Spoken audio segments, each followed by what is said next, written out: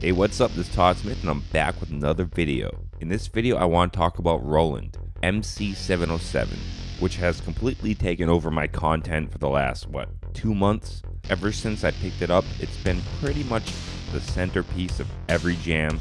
The majority of the time, the only piece in my music over the last 2 months. And after 2 months of pushing that, I can safely say I could sell everything else and be 100% happy with just the 707. Now, before anybody panics, I have no plans to do that at all. I mean, life would have to really force me down that road. Something bad would have to come up. Let me knock on wood really fast before something goes down. Zero plans to do that, even though technically I could and still be 100% content with my setup. And that's really a statement of the power of the MC-707. Now, before we go any deeper, nothing is for everybody. This is 100% my experience, my opinion, my feeling on the machine. Somebody else could have a completely different outlook, and I understand that one man's trash is another man's treasure, as they say, and the 707 is definitely a treasure for me. Now, making the statement that I could ditch everything else and keep the MC-707 by no means states that the 707 can carry all the characteristics, all the tones, all the capabilities of every other synth I own in the studio. I have a decent range of fully analog, virtual analog, 100% digital, and then I have some modern synths, and then I have some synths that go back into the more classic era. So there is just no way an MC-707 alone can cover all those tones and characteristics each individual synth.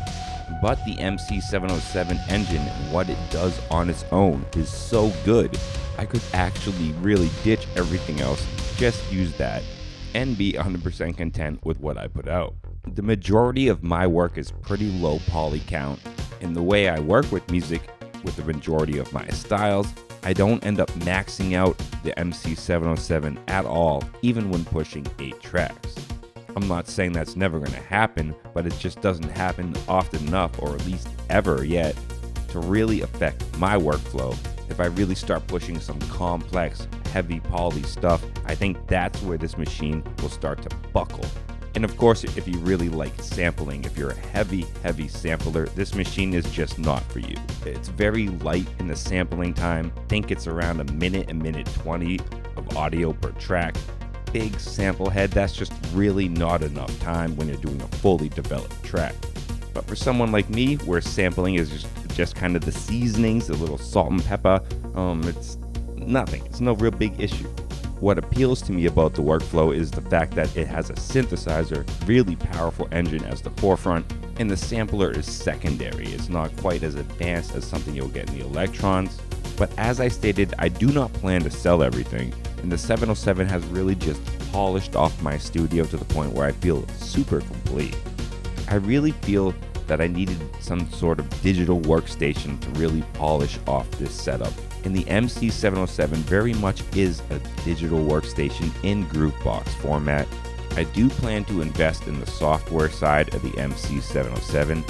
The Zenology Pro isn't cheap. It's a yearly subscription. I know there's a lot of people against the, pay yearly to access stuff model within synthesizers, and I 100% respect that. I'm still debating on if I need it, but it really looks impressive in the doors that it could possibly open. The software editor for the MC-707 actually looks very intuitive and very powerful. And if we did go down that make-believe road where I sold everything in my setup and I just kept the 707, at that point I would most definitely unlock that software. I mean, without a doubt.